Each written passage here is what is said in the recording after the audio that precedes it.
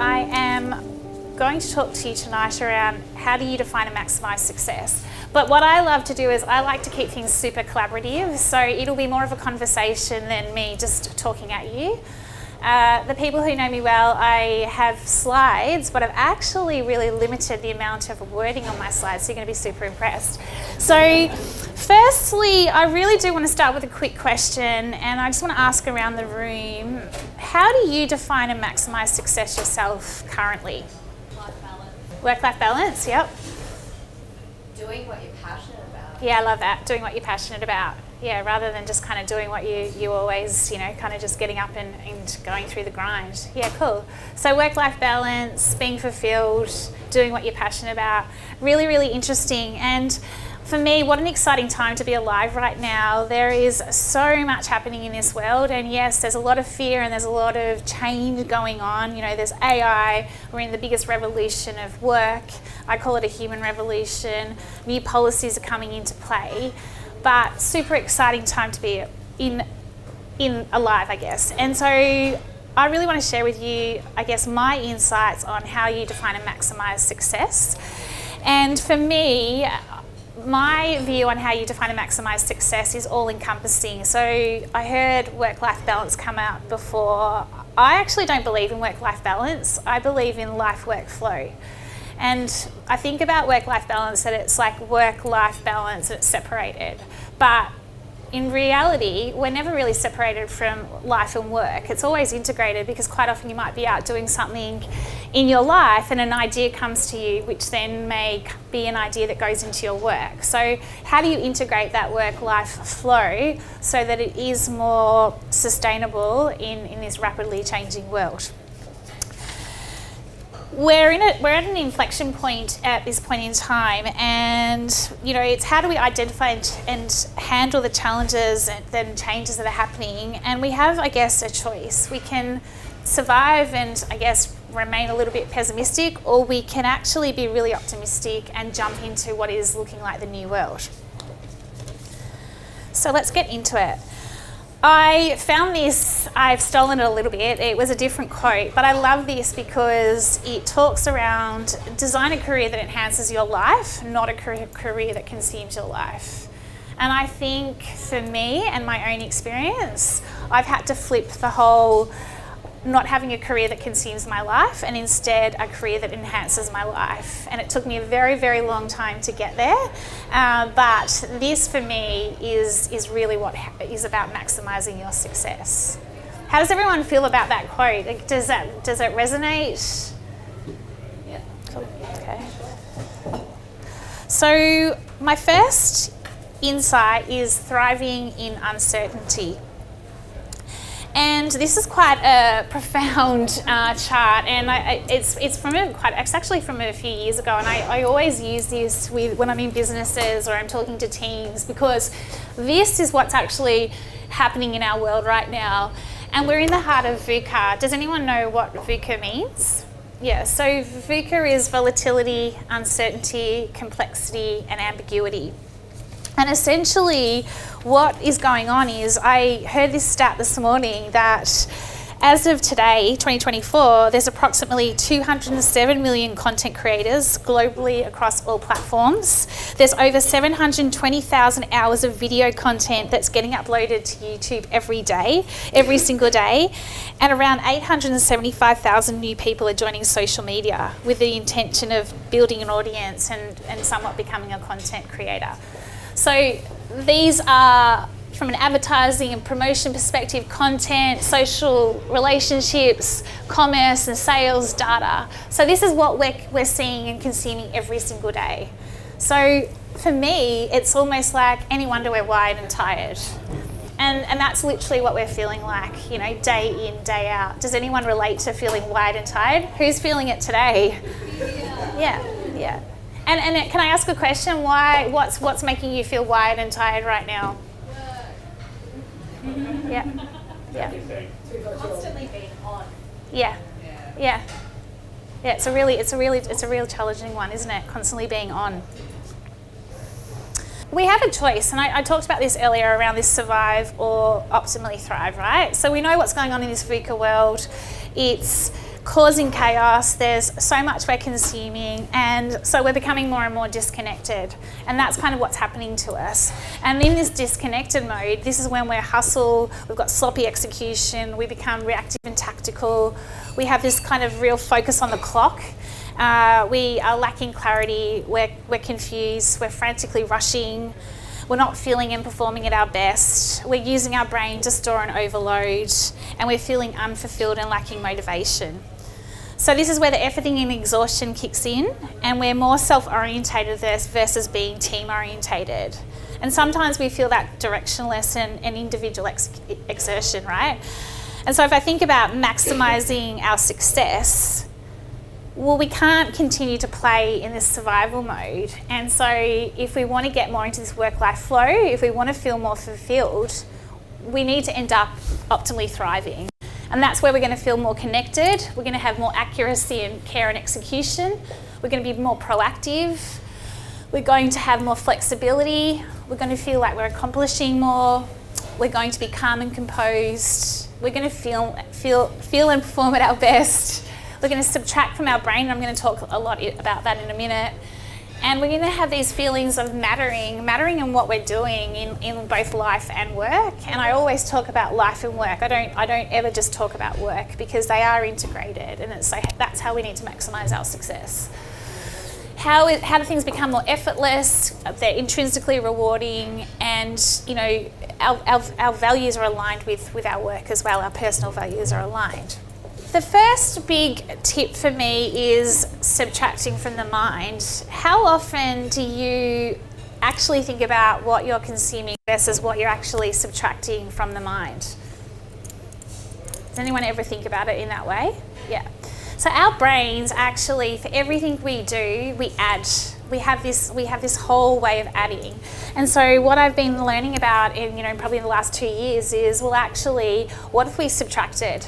What if we actually allowed ourselves to, rather than write the to-do list, write the subtraction list? How are we subtracting from the mind? How are we subtracting from the list of everything we've got to do versus adding and adding and adding to our list? And so the subtracting piece is what allows us then to have that clarity and to be able to really thrive in this uncertainty. Because if I go back to that slide on VUCA, when we've got all this information coming through, unless you get to that point where you're like, oh my God, I don't even know how I'm going to cope anymore, my brain's about to combust. What if we just stopped and thought about, what am I going to subtract from the brain, my mind, to be able to then get the clarity and the space to think about, okay, what I actually need to do. So that's just something that's really beneficial, and it's been super beneficial for me, because I always had a tendency to add. And when you actually stop adding and you actually subtract, you actually get closer and better to a soul than you do when you're adding constantly. And I do that in both life and work. And it's something that's really interesting to think about from a subtractive psychology perspective as well. Anyone think they could potentially use that more in their day-to-day, the subtracting? Everyone's nodding. And is there any kind of ideas on how you might be able just to start doing that? Looking at what's important Yeah. important at that time Yeah. as well. Yeah. And what can wait or is not vital to it. Yeah. Both person. Yeah. So I have a whole notion of that I will look at setting 3 tasks for the day, and anything that drops into it that is almost like adding, I'll be looking at it constantly going, well, how can I subtract it? How can I subtract it? So there's just simple little things to do. And I know that probably everyone thinks, oh my God, how can you subtract when you've got so much to do? But if you actually start to subtract, you'll realise how much space you actually have to solve problems quicker in both life and work. So another tip is knowing how to oscillate between surviving and optimally thriving. And so we don't want to stay in this survival mode when it comes to maximising our success and doing whatever it takes to get there. We're going to have days where we are actually just surviving. So for me, for quite a long time, Mondays were quite a day of survival. And I knew I was in that survival mode. My mindset wasn't right. I was procrastinating. I was doing everything that was keeping me in the survival mode. But because I was subtracting from, the mind and consciously making different new patterns and habits in order to subtract, I started to really become aware of when I was operating in the survival mode. And so when we're able to know and be aware of when we're operating in that survival mode, that's when we can move into this optimally thriving mode. And that's where we do feel and perform at our best. So it's just knowing when you are in survival mode, how do you get out of it? What are some tips and tricks or habits that you can actually put in place that will get you out of it, back into optimally thriving, because you can't be always optimally thriving. And this is the ability to then adapt and grow as part of the oscillating between the surviving to optimally thriving. So that's one little tip that I use a lot, and especially as part of my journey coming out of burnout, which I forgot to mention earlier in my setup. Yeah, so all of these tips have come from my own lived experience coming out of my career and going into burnout. So if we're able to oscillate between surviving to optimally thriving, this is when we have the ability to access what is high flow. And high flow is an optimal state of consciousness where we shine our brightest by feeling and performing at our best. And in this state, we're 500% more productive, we're 700% more creative, we have 430% more learning and memory, and it actually enhances our intuitive abilities. So subtracting from the mind, knowing when you're surviving and how you can oscillate out and go into optimally thriving. When you're in optimally thriving, you're able to access what is high flow. Has anyone ever experienced accessing high flow state? Can you give me any examples of when you've experienced it? Honestly, just like strong output, like where you were so energized and everyone else is looking at you like, how many pieces do you have today? And I didn't have one. Yeah. Oh my God. Yeah. And yeah, just strong output, and everyone else seems to be working in slow motion. Yeah. Yeah, exactly. Exactly what it is. And that's when you're absolutely thriving. And then you notice when you're absolutely not in that flow state and you're actually just surviving, you're just treading water and you're literally just like, oh my God, I can't get anywhere, I'm in quicksand. So the more we can notice that survival mode versus the optimally thriving in both life and work, that will also maximize our success. Okay, insight number 2. Has anyone heard of the career wall? Okay, everyone's heard of the career ladder? Yeah. So I jumped the gun in terms of my burnout. So Lily talked about I was 25 years in advertising, reached the top of my game, and then in 2022 opted to leave the industry somewhat. I'm still doing aspects, but and I was for the last 13 and a half years in my last role was climbing that career ladder like there was no tomorrow. Quite often we would do 80 to 100 hours a week, sleepless nights. It was pretty wild.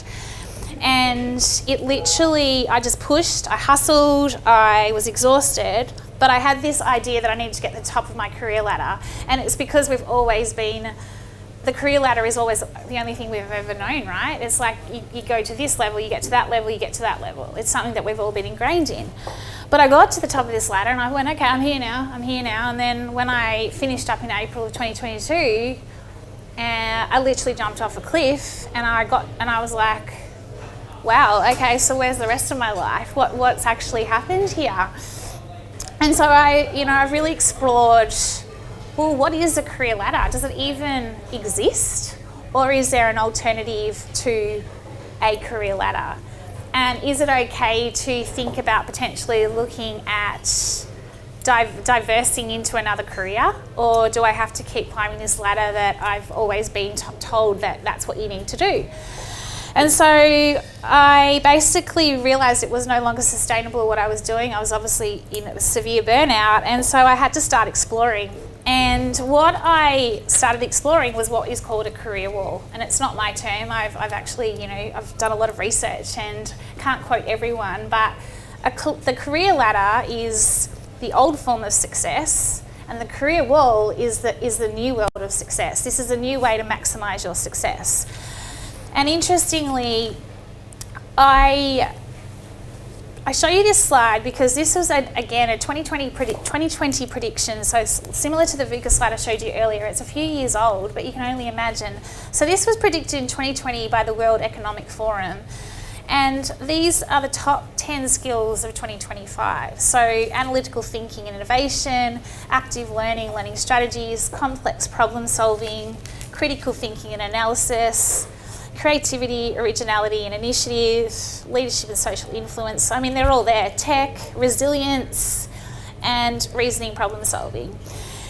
And the reason I share this with you is because when we're on that trajectory of just climbing that career ladder, we don't see much. Well, I didn't see anything, but my blinkers were on and all I saw was I had to keep staying in what I was doing and didn't realise how much more was available and out there for me and the opportunities. And why I share this slide also is because I'm super excited about, yes, we've got AI, it is absolutely a productivity and efficiency tool, but there's so much excitement around what we can do now as part of exploring, rather than just going in a linear way, going in a non-linear way, which is the career wall. And so for me, this is what a non-linear career wall looks like. And this is where you get your absolute success. And so the career wall is basically enabling us to align to our broader life goals. And so, the younger generation, and there's quite a few of you here, they, view the professional growth, they want variety of experience, they want to maintain relevance in a rapidly changing job market, and they want to be upskilled. So the ability to traverse like you're actually on a climbing wall is what is so exciting, and the new world order to maximise your success. It allows you choice, it allows you shaping and reshaping, and it gives you the ability to shape your journey and your career journey in your own unique way. And yet we're still kind of sitting here grappling with, but if I start traversing sideways, that means I'm going backwards. When actually, no, it doesn't. It actually means that you might just be going forwards, but you're going forwards in a really non-linear way. And guess what? We're living in a really non-linear world. There is no such thing as linear really anymore. And I'm happy to, Lily did say it'd be thought-provoking, but that's exactly what's going on. So the career path today with a career wall allows the adaptability, it gives you choices, and the possibility of changing direction entirely. And that's essentially what I did. And it was scary as all hell. I'm not going to swear because Mick's filming me. But it's scary. It's taking a leap into the unknown. I jumped off a cliff. I was like, oh my goodness, who am I? What am I? But now I get to explore and I get to diversify my skills, upskill, and really do what I'm really, really passionate about and feeling super fulfilled in. So I highly recommend, if you are feeling like you're stuck on this career ladder, why not choose to go on the career wall and explore every possible path? I took a life break. I took 8 months off, and that didn't mean that I wasn't maximising my success. I needed to take the 8 months off. So if you want to take the time out, that's okay too. If you want to have your family, this is what the career wall is all about. And this is what is informing the future of maximising your success. So one last tip under career wall is knowing your challenge skills balance. Has anyone ever done this exercise before? Does anyone know what your challenge skills balance is? Yeah. Okay, so your challenge skills balance is, if we go back to career ladder, career wall, I'll say career wall. I love this because for so many of us, we're either operating up in this worry, anxiety, or arousal mode. And how many are currently operating in this mode at the moment in work? Yeah, so there's quite a few of you, right? And is it because you're juggling too many balls? Is it because you've got not enough staff? Is it that you're working ridiculous hours? We have to start to ask ourselves those questions. And I operated from there day in, day out consistently. And it's exhausting. And again, it leads to that survival mode. It leads to that, efforting. Everything is such hard work. So then and probably no one will put their hand up for this, but that's okay. Who then is operating in this apathy, boredom, relaxation mode? Some days I'm at the bottom. Yeah. And did you put your hand up as well? Yeah. Okay, so that's interesting because then it kind of makes a bit of sense why you're wondering, you're asking around the career ladder. So now I totally understand that now. And so the reason I share this is to optimally thrive as an individual, we need a challenge that is significant and interesting enough for us. And we need well-developed skills so that we can be confident that we can meet the challenge, right? And so I encourage you to take a photo of this one and maybe reflect on this in the next few days or even with your team. But if you are operating up in this worry and anxiety and arousal mode, ask yourself why. And if you have concerns around why you're operating in it, it might be time to have a chat to your manager in terms of you might be out of your depth, you might need more support, because that's not where you want to be operating. You're operating up in survival mode up there again, and that's not where you're going to maximize your success. If you're operating down this apathy, boredom, relaxation mode, I encourage you to ask yourself the question, if I'm bored, am I not being fulfilled? Is this not purposeful what I'm doing? Is it not connecting to my soul? Or is it that I need a new challenge within the current work I'm in? And I'll use the work piece here as well.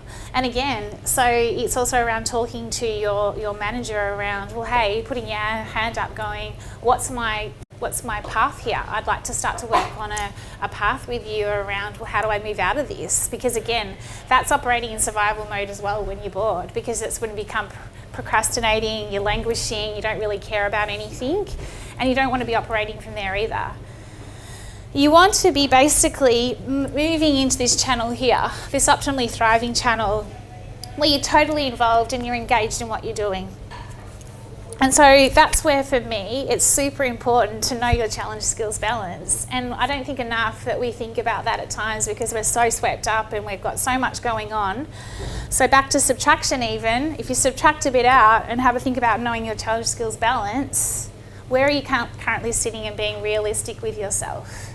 It's good to have a bit of anxiety or a bit of stress, I call it. It's good to have a bit of relaxation, a bit of calmness, calm and composed. And that's where you want to be in that middle channel. It's a good one to do with your teams as well. I do this quite often with a lot of teams in business and kind of really start to pinpoint what everyone's strengths are. You can also apply this to life. I've applied this to life as well. I know it's called challenge skills balance, but if you're constantly stressed, then why? And then what can you be doing? Or if you're constantly bored or, we've got this whole loneliness epidemic, what can I be doing to kind of get myself back up into here? It's all interconnected, the whole life work piece. Okay, we've got 2 more insights to go. How am I going for time? I'm okay. So being your best at your worst. And here I go again with that. There you go. So this for me has been an absolute game changer. So a game changer for various reasons, but when I came out of my previous role and went through the whole hell of burnout, there were days where I didn't even know how to function, and so I started to learn about being your best at your worst. And quite simply, if you think about being your best at your worst, what is the worst day of the week for you? Is it Monday? Is it Sunday? Because you're thinking about Monday. Yeah, so Monday was mine, and it was because I came off the back of, Monday was always kickstarting the week and, kind of getting up and, whether we were on screens or, doing an all staff out, even though we moved it to Tuesdays during COVID, but it was my purpose to get up. And so Mondays became really like, okay, I'm not doing anything at the moment, what am I doing? And I just fell into this really deep, dark, I'm kind of full procrastinating, I don't even know what to do. And so I learned about this whole being your best at your worst. And so what it meant was, on my worst day, which was Monday, I had blocked in my calendar at 8 o'clock in the morning, the mantra, be your best at your worst. And so on that day, when I was feeling like I was at my worst, what could I do that would be my best? And so that is a matter of, it could be one simple thing, like, what's an example? meeting someone for a coffee, or, doing something for yourself, rather than kind of going straight into work? Is it that you go into a class or some sort? But if you can be your best at your worst, and being your best can be, like I just said, simply just having a coffee with someone, then imagine what you're going to be like when you're at your best and you're feeling at your best. It's just simply strengthening you to be better and better and better. And so that was my whole notion on being your best at your worst. And so thinking about your Tuesday, if you're in back-to-back meetings, is it something that where you kind of go, well, what can I do? I don't know, you've got the kids and stuff, but first thing in the morning, or what can I do during the day where I'm just like, this is my time. And if I don't do this, I'm not being my best at my worst. I'm just being my worst at my worst. And worst at your worst is the worst. Yeah. Yeah, okay. So, being your best at your worst. I wanted to share this with you also. Has anyone heard of the term anti-fragile? So as part of being your best at your worst, if you think about COVID, and for us from Melbourne, we're in the world's longest lockdown, and it was hell on wheels, and we really had to tap into our resilience, and that was all about bouncing back. But when you think about being your best at your worst, you're not bouncing back. How are you bouncing yourself forward to be better? And that's that whole anti-fragility piece. So think about it from tapping into your inner grit. Like I said on the Mondays where I was like, I don't want to do anything, I don't know what to do. It was a matter of tapping into my inner grit.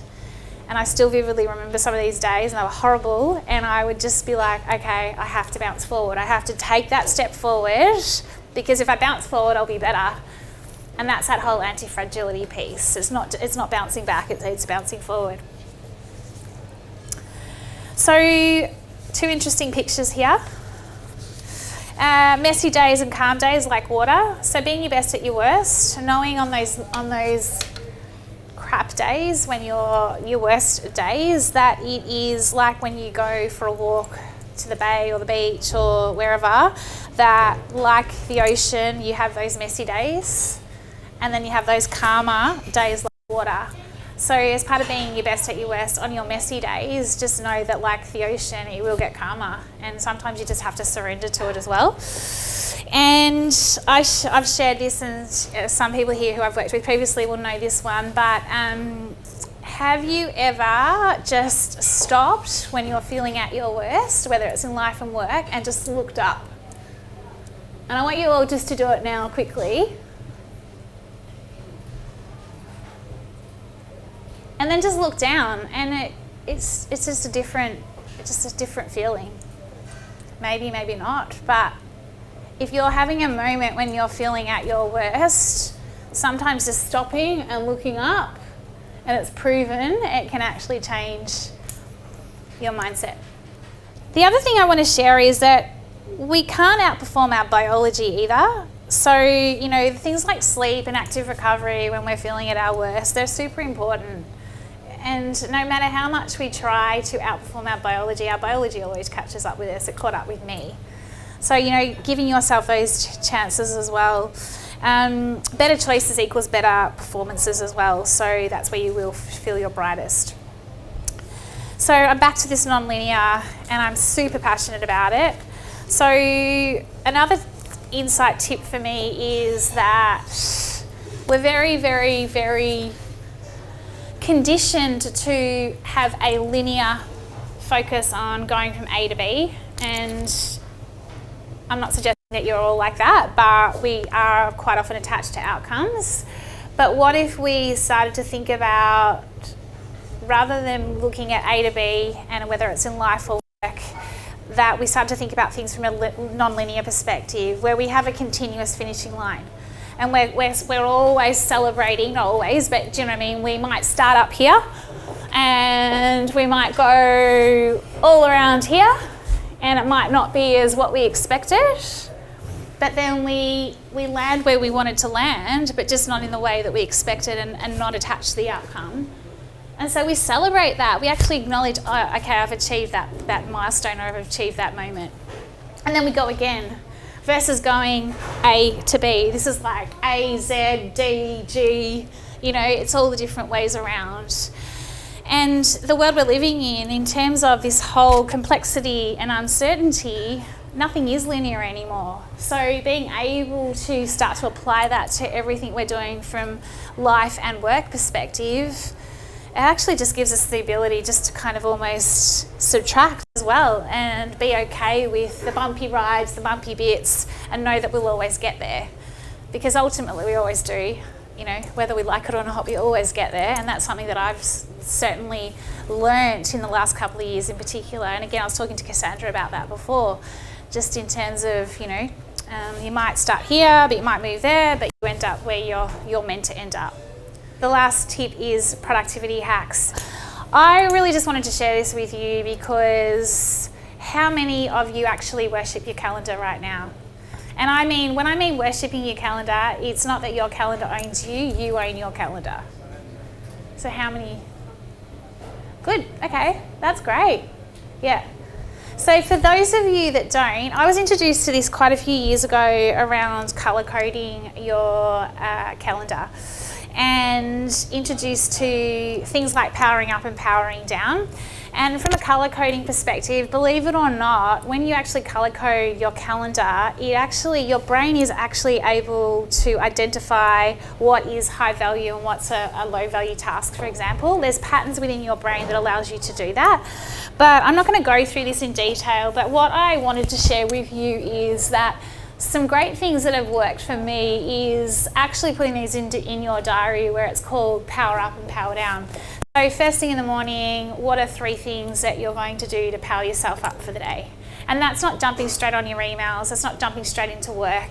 Is it going for a walk? Is it reading a book? Is it doing some meditation? Is it sitting with your family having breakfast? I know you're all looking at me going, you're crazy, but that's a form of powering up to get into your day. Some other things around, you know, is setting your mornings up where no meetings and it is all around your focus time, because that's where your brain is at its optimal as well. So meetings should really just be for the afternoon, because that's where you're most probably depleted. But yet we generally sometimes fill ourselves up all morning with meetings.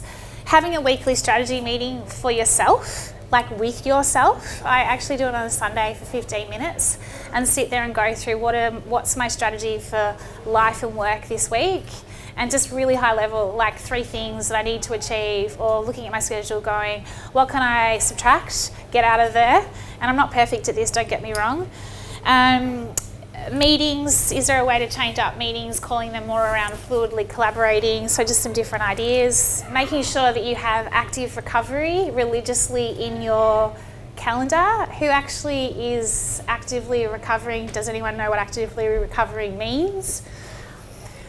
So actively recovering is essentially time out for yourself where you're not, you know, necessarily sitting on the couch watching Netflix, but it could be a walk in nature, some mindfulness practice, meditation, infrared sauna if you're up for it. But it really is around bringing your nervous system back to its base level. And active recovery is something that I am hugely a fan of. And then there's this power down piece. And so the power down is, okay, the day's done and I'm not going to be working till my nth degree at night. So looking at my day, what have I got to finish tomorrow, and then setting the 3 priorities again for tomorrow. The power up, power down thing is a really great way just to switch off and then get back into life mode. The non-time is something that I love, and I was at a networking event with Russ last night, and we were at the marketing forum, and this woman, she was from cause-related marketing, and she put up this slide, and I was actually quite shocked, and it was talking about an 18-year-old and how much time they're spending on screens. And I know that we're all screens. I'm seeing quite a few people here looking at their phones, and you know, it's fascinating because we just can't, we're addicted to it. I've got mine here, right? And you're looking at your time and you're just constantly, but non-time is a way to, and it's the craziest thing, and essentially what you do is you allocate some non-time into your schedule to actually just be fully present. So sometimes I might block in like, I don't know, an hour or 2 hours of non-time, and I'm like, I might think about something that I want to solve, and then that's it. I'll go for a walk or I'll do whatever. But the whole point of non-time is just being purely present and really tapping into your intuitive abilities and seeing what lands for you. And quite often you'll solve a lot of, you know, things in life and work, and so that's the whole non-time. Saturday and Sunday you can do whatever, but look, that's just a kind of a whole idea around worshipping your calendar, color coding it to get the high value, low value, setting yourself up for success. How do you maximize your success? It's super important, and it's the most basic thing, but calendars seem to be the most craziest thing as well, and meetings, all of that craziness as well. Okay, last but not least, I've got two lots of tips. So here are my top 9. Number 1, have self-belief, and anything is possible in life and work. If we don't have self-belief, well then how is anything is possible? So, you know, if you're thinking about changing careers, if you're unsure of what you want to do next, don't listen to that other person. Belief, self-belief, and it's something that I have to remind myself in, day out, when it comes to, you know, changing careers, starting your own business. It's not easy, but with self-belief, anything is possible. Be open to the unknown. Point 2, be open to the unknown, be fearless, be courageous, be curious and open-minded. It's such an exciting time to be alive, like I said. And so why not be open to the unknown? Why not be fearless? Have that courage. Do something that you know are scared to do. Make sure you're aligning your work and your rest periods with your natural energy cycle. So if you're more of a morning person, you've got more energy in the morning, do not have meetings in the morning if possible. I know that's not easy, but if that's how you operate, well, protect some time for yourself so you can get that deep work done. Because if you're doing it late at night, or if you're doing it in the afternoon and you're at your like lowest energy levels, it's just going to take forever to get it done, and you're in that survival mode again. Number 4, no, I shouldn't have said no. Start to explore, what is your purpose? What are your values? What are your passions, strengths? What are your superpowers? Big believer on superpowers. Number 5, know what your distinctive personal brand assets are. It's super important, especially in this new world order we're moving into. You know, be your authentic self. I've got my purple and my green and my glasses on tonight. You know, that's my distinctive brand asset. And you're all unique and wonderful people, so embrace it. Don't let anyone tell you to be anything but that. Make active recovery non-negotiable. Set clear goals for yourself, you know, that power up, power down, and apply that subtractive mindset or subtractive focused solutions to your life and work. Subtract, subtract, subtract. Get rid of the to-do list. Start calling it a subtractive list. Create new habits. You know, if you've got that subtractive list and you've got this long list of distraction, well, how do you turn it into kind of like, well, how do I eliminate that distraction? How do I create new habits around that? And again, ensure you have that power up and power down routine. And then last but not least, this is my little puppy, Marley Bob, and he's now 9 months old, and he's going nuts this afternoon. And so he wanted to give you all a bit of advice as well. Dogs actually induce a lot of flow, believe it or not. So he's taught me a lot. You know, when you have a puppy, he forces me to go for a walk. He forces me to play, and that's really where all my insights a lot of the time are coming through. But Marley Bob suggested control the controllable. So control what you can control. And that's a big one, right? Sometimes we hold on for so long, we get so attached to that outcome, yet we've got no control over it. Easy enough said than done. Marley Bob said, find pockets of joy and inspiration. Do something you've never done before each week. So something novel, something different. He said also you should create non-time space and listen to the nudges. And that's him nudging me, but he said, you know, create non-time. He also said clear is kind, so being super clear is kind. Set your boundaries. Marley Bob is a big believer in that we're human and we're ever evolving. So no one's perfect. Practice being imperfect. We're always evolving, and that's what's so exciting about this time. Marley Bob also said be more vulnerable and get that support crew. I have a great support crew around me, and it's taken me a long time to really share my vulnerabilities. You know, for so long, climbing that career ladder, I had to be this like woman who was on a mission to succeed. Couldn't show anyone that I was not an ice queen. But, you know, I now talk about my burnout experience because I don't want other people to go through what I went through, you know. So get that support crew, get that mentor. That's why I absolutely love the Marketing Movements Inc. and what they're doing, because having the mentor and the mentee is so important. Give back, you know, have those right people around you. And last but not least, Melly Bob's favourite thing is to play and experiment with getting into high flow. So that is it. So thank you.